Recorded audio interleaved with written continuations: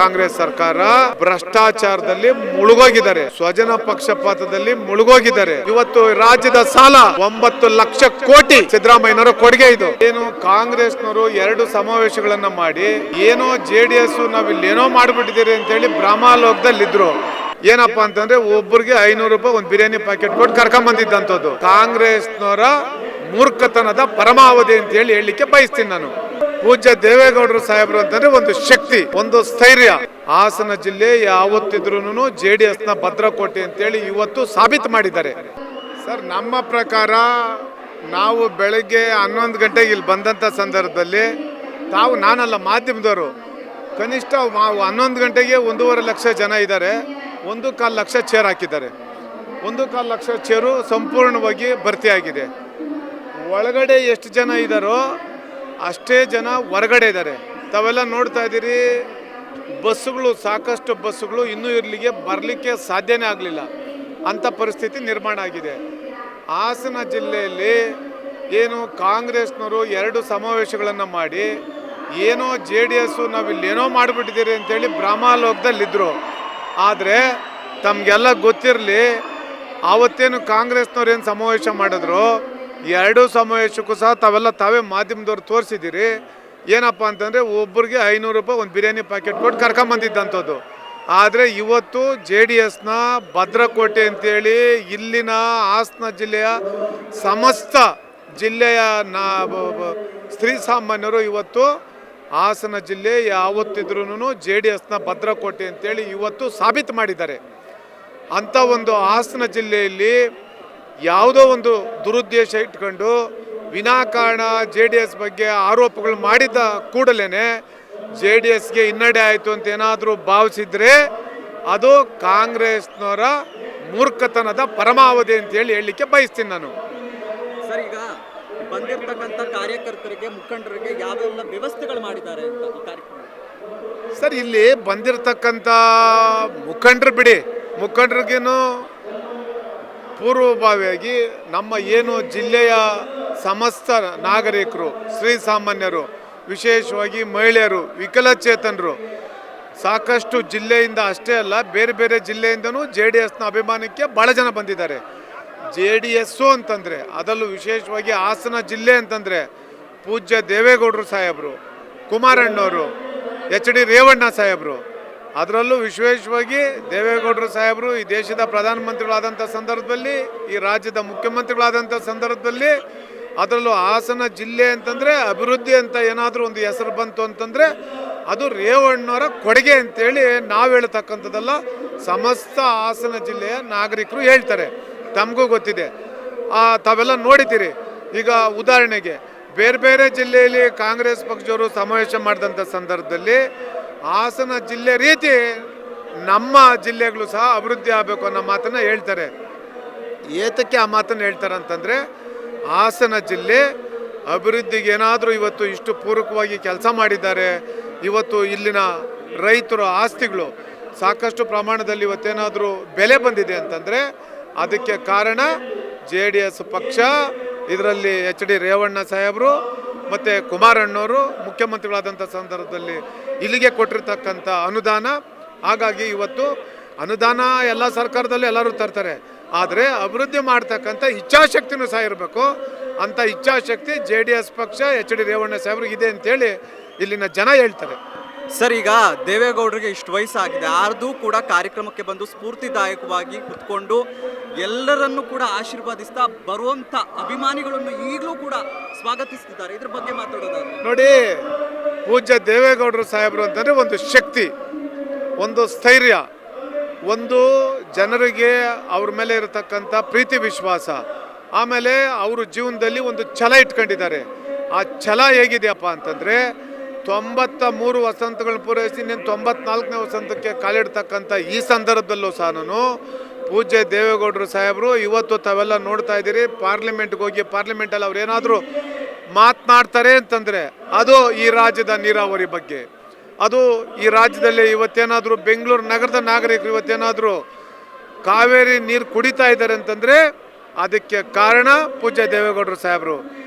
ಇಡೀ ಸ್ವತಂತ್ರ ಪೂರ್ವದಿಂದ ಸ್ವತಂತ್ರ ಬಂದ ಮೇಲೆ ಈ ದೇಶದಲ್ಲಿ ಎಷ್ಟು ಜನ ಅಧಿಕಾರವನ್ನು ಮಾಡಿದ್ದಾರೆ.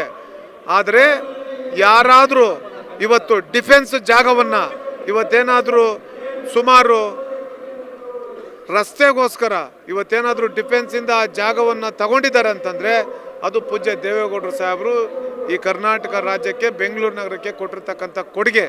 ಆದರೆ ಒಂದು ದುರ್ದೈವ ಏನಪ್ಪ ಅಂತಂದರೆ JDS ಪಕ್ಷ ಯಾವ್ಯಾವ ಸಂದರ್ಭದಲ್ಲಿ ಅಧಿಕಾರ ಮಾಡಿದ್ದಾರೆ, ಬೆಂಗಳೂರು ನಗರಕ್ಕೆ ಏನು ಕೊಡುಗೆಗಳನ್ನ ಕೊಟ್ಟಿದ್ದಾರೆ, ಆದರೆ ಪ್ರಚಾರದ ಕೊರತೆ, ನಾವು ಅಡ್ವರ್ಟೈಸ್ಮೆಂಟ್ ಮಾಡಲಿಲ್ಲ. ತಾವು ನೋಡ್ತಾ ಇದ್ದೀರಿ ಇವತ್ತು ಏನು 2.5 ವರ್ಷ ಪೂರೈಸಿದ್ದಾರೆ ಇವತ್ತು ಈ ಕಾಂಗ್ರೆಸ್ ಸರ್ಕಾರ. ಭ್ರಷ್ಟಾಚಾರದಲ್ಲಿ ಮುಳುಗೋಗಿದ್ದಾರೆ, ಸ್ವಜನ ಪಕ್ಷಪಾತದಲ್ಲಿ ಮುಳುಗೋಗಿದ್ದಾರೆ. ರಾಷ್ಟ್ರೀಯ ಪಕ್ಷವಾಗಿ ಇವತ್ತು ಒಂದು ಕಾಂಗ್ರೆಸ್ ಪಕ್ಷ ಉಳಿದಿಲ್ಲ, ಅದು ಸಹ ಒಂದು ಪ್ರಾದೇಶಿಕ ಪಕ್ಷವಾಗಿ ಬದಲಾಗ್ತಾ ಇದೆ. ಯಾಕೆ ಅಂತಂದರೆ ಇಡೀ ದೇಶದ ಚುನಾವಣೆಗಳಾದಂಥ ಸಂದರ್ಭದಲ್ಲಿ ಇವತ್ತೇನು ಕಾಂಗ್ರೆಸ್ ಪಕ್ಷ ಎಲ್ಲ ಕಡೆನೂ ಸಹ ನೆಲ ಕಚ್ತಾ ಇರ್ತಕ್ಕಂಥದ್ದು ನಾವು ಓಡ್ತಾ ಇದ್ದೀರಿ. ಈ ರಾಜ್ಯದಲ್ಲೂ ಸಹ ಎರಡು ರಾಷ್ಟ್ರೀಯ ಪಕ್ಷಗಳ ಮಧ್ಯೆ ಒಂದು ಪ್ರಾದೇಶಿಕ ಪಕ್ಷ ಇವತ್ತು ಏನು ಇಡೀ ರಾಜ್ಯದಲ್ಲಿ ಇವತ್ತು 25 ವರ್ಷಗಳ ಒಂದು ವಸಂತವನ್ನು ಮುಗಿಸಿ ಇವತ್ತೇನು ರಜತ ಮಹೋತ್ಸವವನ್ನು ಇವತ್ತೇನು ಆಚರಣೆ ಮಾಡ್ತಾ ಇದ್ದೀರಿ. ಎರಡು ರಾಷ್ಟ್ರೀಯ ಪಕ್ಷಗಳ ಮಧ್ಯೆ ಒಂದು ಪ್ರಾದೇಶಿಕ ಪಕ್ಷ 25 ವರ್ಷ ಒಂದು ರಾಜ್ಯದಲ್ಲಿ ಅಧಿಕಾರ ಮಾಡ್ತಕ್ಕಂಥದ್ದು, ಒಂದು ಪಕ್ಷ ಸಂಘಟನೆ ಮಾಡ್ತಕ್ಕಂಥದ್ದು, ಜನರ ಪ್ರೀತಿ ವಿಶ್ವಾಸನ ಉಳಿಸ್ತಕ್ಕಂಥದ್ದು ಅಷ್ಟು ಸುಲಭದ ಮಾತಲ್ಲ. ಹಾಗಾಗಿ ಪೂಜ್ಯ ದೇವೇಗೌಡರು ಸಾಹೇಬರು, ಕುಮಾರಣ್ಣವರು, HD ರೇವಣ್ಣ ಸಾಹೇಬರು, ಈ ಕಡೆ ನಮ್ಮ ನಿಖಿಲ್ ಕುಮಾರಣ್ಣವರು, ಇವರು ಏನು ತಾವೆಲ್ಲ ಆರೋಪ ಮಾಡ್ತಾರೆ JDS ಪಕ್ಷ ಅಂದರೆ ಒಂದು ಕುಟುಂಬಕ್ಕೆ ಸೀಮಿತ ಪಕ್ಷ ಅಂತ. ನೋಡಿ, JDS ಪಕ್ಷ ಅಂತಂದರೆ ಒಂದು ಕುಟುಂಬದ ನಾಯಕತ್ವ ಇದೆ. ಆದರೆ ಇಡೀ ರಾಜ್ಯದ ಜನರನ್ನ ನಾವೆಲ್ಲ ಒಂದು ಕುಟುಂಬ ಅಂತೇಳಿ ಭಾವಿಸ್ತಾರೆ. ಯಾವ್ಯಾವ ರಾಜ್ಯದಲ್ಲಿ ಪ್ರಾದೇಶಿಕ ಪಕ್ಷಗಳು ಅಸ್ತಿತ್ವದಲ್ಲಿದೆಯೋ ಅದು ಒಂದು ಕುಟುಂಬದ ನೇತೃತ್ವದಲ್ಲೇ ಇರ್ತಕ್ಕಂಥದ್ದು. ಆದರೆ ವಿಶೇಷವಾಗಿ ಇಲ್ಲಿ ಕರ್ನಾಟಕದಲ್ಲಿ JDS ಪಕ್ಷ ವಿಶೇಷವಾಗಿ ಇಡೀ ರಾಜ್ಯದ ಜನರು ಕುಟುಂಬದ ಜನರು ಅಂತೇಳಿ ಭಾವಿಸ್ತಾ ಇದ್ದಾರೆ. ಸರ್, ಈಗ ದೇವೇಗೌಡರು ದೇಶವನ್ನು ಆಳ್ದಂಥವ್ರು, ಆದರೆ ಕರ್ನಾಟಕ ರಾಜ್ಯದಲ್ಲಿ ಯಾಕೆ JDS ಅಸ್ತಿತ್ವಕ್ಕೆ ಬರ್ತಾ ಇಲ್ಲ ಅನ್ನೋಂಥಕ್ಕಂಥದ್ದು ಮಾತು ಕಾಂಗ್ರೆಸ್. ನೋಡಿ, ಒಂದು ಚುನಾವಣೆಗಳು ಬಂದಂಥ ಸಂದರ್ಭದಲ್ಲಿ ಅಪಪ್ರಚಾರ ತಾವು ನೋಡಿದ್ದೀರಿ. ಈಗ ಕುಮಾರಣ್ಣವರು ಭಾಳ ಜನಪ್ರಿಯತೆ ಇರ್ತಕ್ಕಂಥ ಒಬ್ಬ ನಾಯಕರು. ಅವರು ಈ ರಾಜ್ಯದಲ್ಲಿ 2 ಬಾರಿ ಮುಖ್ಯಮಂತ್ರಿ ಆಗಿದ್ದರು.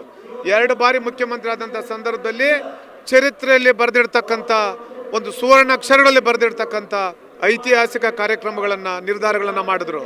ಅವೇನಪ್ಪ ಅಂತಂದರೆ ನೂರಾರು ನಿರ್ಧಾರಗಳಲ್ಲಿ ಒಂದು 2-3 ಮಾತ್ರ ಹೇಳ್ತೀನಿ. ಒಂದು, ಈ ರಾಜ್ಯದ ಮಹಿಳೆಯರಿಗೆ ಒಳ್ಳೇದಾಗಬೇಕು ಅಂತೇಳಿ ಸಾರಾಯಿ ನಿಷೇಧ ಮಾಡಿದ್ರು, ಲಾಟ್ರಿ ನಿಷೇಧ ಮಾಡಿದ್ರು. 2ನೇ ಬಾರಿ ಮುಖ್ಯಮಂತ್ರಿ ಆದಂಥ ಸಂದರ್ಭದಲ್ಲಿ ಈ ರಾಜ್ಯದಲ್ಲಿ 25,000 ಕೋಟಿ ರೈತರ ಸಾಲ ಮನ್ನಾ ಮಾಡಿದ್ರು. ಯಾರಿಗಾದರೂ ಹೊರೆ ಆಯಿತಾ? ಆದರೆ ಇವತ್ತು ಈ ಕಾಂಗ್ರೆಸ್ ಪಕ್ಷ ಅಧಿಕಾರದಲ್ಲಿದ್ದಾರೆ. ರಾಜ್ಯದಲ್ಲಿ ಅಭಿವೃದ್ಧಿ ಕೆಲಸಗಳನ್ನ ನಾವೇನಾದರೂ ನೋಡಲಿಕ್ಕೆ ಸಾಧ್ಯವಿದೆಯಾ? ರಾಜ್ಯದಲ್ಲಿ ಅಭಿವೃದ್ಧಿ ಶೂನ್ಯ. ಇವತ್ತು ಅವ್ರ ಪಕ್ಷದ ಶಾಸಕರು ಹೇಳ್ತಾ ಇದ್ದಾರೆ, ಇವತ್ತು ಇಡೀ ರಾಜ್ಯದಲ್ಲಿ ಅವ್ರ ಶಾಸಕರಿಗೆ ಅನುದಾನ ಕೊಡ್ತಾ ಇಲ್ಲ. ಇವತ್ತು ಏನು 5 ಗ್ಯಾರಂಟಿ ಸ್ಕೀಮ್ಗಳನ್ನ ಕೊಟ್ಟಿದ್ದಾರೆ, 5 ಗ್ಯಾರಂಟಿ ಸ್ಕೀಮ್ಗಳಲ್ಲಿ ಇವತ್ತು ಹಣನೆಲ್ಲ ಅದಕ್ಕೆ ವಿನಿಯೋಗ ಮಾಡ್ತಾ ಇದ್ದಾರೆ. ಇವತ್ತು ರಾಜ್ಯದ ಸಾಲ 9 ಲಕ್ಷ ಕೋಟಿ ಸಿದ್ದರಾಮಯ್ಯನವರ ಕೊಡುಗೆ ಇದು. ನಾನು ಬಜೆಟನ್ನು ಮಂಡಿಸಿ ನಾನು ದಾಖಲೆ ಮಾಡಿದ್ದೀನಿ ಅನ್ನೋದಲ್ಲ, ಆದರೆ ದೇವರಾಜ್ ಅರಸು ಅವರ ದಾಖಲೆ ಮುರಿದೆ ಅನ್ನೋದಲ್ಲ.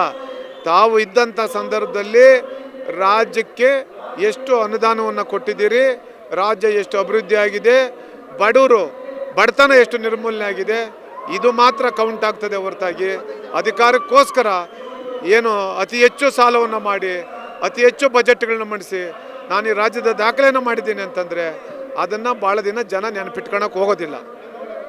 ಇದು ನಾವು ಹೇಳ್ತಕ್ಕಂಥದ್ದಲ್ಲ, ರಾಜ್ಯದ ಜನ, ಅವ್ರ ಪಕ್ಷದ ಶಾಸಕರು, ಅವ್ರ ಪಕ್ಷದ ಮುಖಂಡರು ಹೇಳ್ತಾ ಇದ್ದಾರೆ. ಇವತ್ತು ಅಂತ ಒಂದು ನೀಚ ಕಾಂಗ್ರೆಸ್ ಸರ್ಕಾರ ಇವತ್ತು ರಾಜ್ಯದಲ್ಲಿ ಅಧಿಕಾರದಲ್ಲಿದೆ.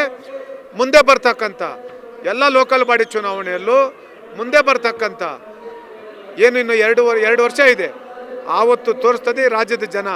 ಯಾಕೆ ಅಂತಂದರೆ ಇವತ್ತು ಪೂರ್ಣ ಪ್ರಮಾಣದ ಬಹುಮತದ ಸರ್ಕಾರ ಅಂತೇಳಿ ಹುಚ್ಚುಚ್ಚಾಗಿ ಇವತ್ತು ಅವರು ಹೇಳಿಕೆಗಳನ್ನ ಕೊಡ್ತಾ ಇದ್ದಾರೆ, ಇಷ್ಟ ಬಂದ ರೀತಿ ಅಧಿಕಾರ ನಡೆಸ್ತಾ ಇದ್ದಾರೆ. ರಾಜ್ಯದ ಜನ ಯಾವತ್ತು ಚುನಾವಣೆಗಳು ಬರ್ತದೋ ಆವತ್ತು ತಕ್ಕ ಶಾಸ್ತಿ ತಕ್ಕ ಪಾಠವನ್ನು ಈ ಕಾಂಗ್ರೆಸ್ ಪಕ್ಷಕ್ಕೆ ಕಲಿಸ್ತಾರೆ. ಸರ್, ಎಲ್ಲೋ ಒಂದ್ ಕಡೆ ಯುವ ಶಕ್ತಿ ಕುಂದುತ್ತಾ ಇದೆ, ಪಕ್ಷಕ್ಕೆ ಅವ್ರನ್ನ ಯಾರನ್ನೂ ಆಹ್ವಾನಿಸ್ತಾ ಇಲ್ಲ ಅನ್ನುವಂತ ಮಾತಿದೆ. ಇದ್ರ ಬಗ್ಗೆ ಮಾತಾಡೋದು ಇಲ್ಲ ಇಲ್ಲ ಇಲ್ಲ ಯುವ ಶಕ್ತಿ ಕುಂದುತ್ತಾ ಇಲ್ಲ. ನಮ್ಮ ಯುವ ನಾಯಕರಾಗಿರ್ತಕ್ಕಂಥ ಏನು ನಿಖಿಲ್ ಕುಮಾರ್ನವ್ರು ಇರ್ಬೋದು, ಹಾಸನ ಜಿಲ್ಲೆಯಲ್ಲಿ ಪ್ರಜ್ವಲ್ ರೇವಣ್ಣವ್ರು ಇರ್ಬೋದು, ಅಷ್ಟೇ ಅಲ್ಲ ನಮ್ಮ ಪಕ್ಷದಲ್ಲಿ ಯುವ ಶಾಸಕರಾಗಿರ್ತಕ್ಕಂಥ ಶರಣಗೌಡ ಕಂದಕೂರವ್ರು ಇರ್ಬೋದು, ಭಾಳಷ್ಟು ಜನ ಶಾಸಕರು ಇವತ್ತು ಯುವಕರಿದ್ದಾರೆ. ಹಾಗಾಗಿ ಆ ಜಿಲ್ಲೆಗಳಲ್ಲಿ ಹೋದರೆ ಗೊತ್ತಾಗ್ತದೆ ಯುವಕರಿಗೆ ಯಾವ ರೀತಿ ಪಕ್ಷ ಅಧಿಕಾರದಲ್ಲಿದ್ದರೆ ಯುವಕರಿಗೆ ಏನಾದರೂ ಅಧಿಕಾರ ಕೊಡುವುದು, ಪಕ್ಷ ಅಧಿಕಾರದಲ್ಲಿರದೇ ಇರತಕ್ಕಂಥ ಸಂದರ್ಭದಲ್ಲಿ ಆ ರೀತಿ ಹೇಳಲಿಕ್ಕೆ ಬರೋದಿಲ್ಲ. ಮುಂದಿನ ದಿನಗಳಲ್ಲಿ ನಮಗೆ ಪೂರ್ಣ ಪ್ರಮಾಣದ ವಿಶ್ವಾಸ ಇದೆ ಈ ರಾಜ್ಯದಲ್ಲಿ ಮತ್ತೆ JDS ಪಕ್ಷ ಅಧಿಕಾರಕ್ಕೆ ಬರುತ್ತೆ. ಆವತ್ತು ಯುವಕರಿಗೆ ಹೆಚ್ಚಿನ ಶಕ್ತಿ ತುಂಬುವಂಥ ಕೆಲಸವನ್ನು ಈ ಪಕ್ಷದ ನಾಯಕರು ಮಾಡ್ತಾರೆ ಅಂತೇಳಿ ಹೇಳಲಿಕ್ಕೆ ಬಯಸ್ತೇನೆ. ಸರ್, 2028ಕ್ಕೆ ಮತ್ತೆ ಚುನಾವಣೆ ಪ್ರಾರಂಭ ಆಗುತ್ತೆ. ಆಗ JDS ಪಕ್ಷಕ್ಕೆ ಮುಂಚೂಣಿ ಬರುತ್ತಾ? ಏನು, ಹೇಗೆ? 100ಕ್ಕೆ 100. ಈಗಾಗಲೇ ಹೋದ ಬಾರಿ ಏನು ವಿಧಾನಸಭೆ ಚುನಾವಣೆ ನಡೆದಂಥ ಸಂದರ್ಭದಲ್ಲಿ ನಮ್ಮ ಪಕ್ಷಕ್ಕೆ ಹಿನ್ನಡೆ ಆಗಿತ್ತು. ನಾವು ಏನು ನಿರೀಕ್ಷೆ ಇಟ್ಟಿದ್ರೆ ಅಷ್ಟು ಸ್ಥಾನಗಳು ನಾವು ಗೆಲ್ಲಲಿಕ್ಕೆ ಸಾಧ್ಯವಾಗಲಿಲ್ಲ. ಆದರೆ ಅದೇ ಪಾರ್ಲಿಮೆಂಟ್ ಚುನಾವಣೆ ಬಂತು, ನಾವು ಮತ್ತೆ ಭಾರತೀಯ ಜನತಾ ಪಾರ್ಟಿ JDS ಪಕ್ಷ NDA ಅಂಗ ಪಕ್ಷ. ಆದರೆ ಅವತ್ತು ಯಾವ ರೀತಿ ನಾವು ಜನ ತೀರ್ಮಾನ ಮಾಡಿದ್ರು, ಮುಂದೆ ಬರ್ತಕ್ಕಂಥ ಯಾವುದೇ ಚುನಾವಣೆಯಲ್ಲೂ ಇದೇ ರೀತಿ ತೀರ್ಮಾನವನ್ನು ಜನ ಮಾಡ್ತಾರೆ. ಕಾಂಗ್ರೆಸ್ ಪಕ್ಷದವರು ಇವತ್ತು ಕೊಡ್ತಾ ಇರತಕ್ಕಂಥ ಆಡಳಿತದ ಬಗ್ಗೆ ರಾಜ್ಯದ ಜನ ಬೇಸತ್ತೋಗಿದ್ದಾರೆ. ನೀವು ಸಣ್ಣ ಆಗ್ಬೇಕಲ್ವಾ? ಅದು ಒಂದು ಉತ್ತಮ ಆಹಾರದಿಂದ ಸಣ್ಣ ಆಗ್ಬೇಕಲ್ವಾ? ಪ್ರತಿದಿನ ನಮ್ಮ ಜೀನಿ ಸ್ಲಿಮ್ನ ಯೂಸ್ ಮಾಡಿ ಯಾವುದೇ ಸೈಡ್ ಎಫೆಕ್ಟ್ ಇಲ್ದಂಗೆ ನೀವು ಸಣ್ಣ ಆಗ್ತೀರಾ.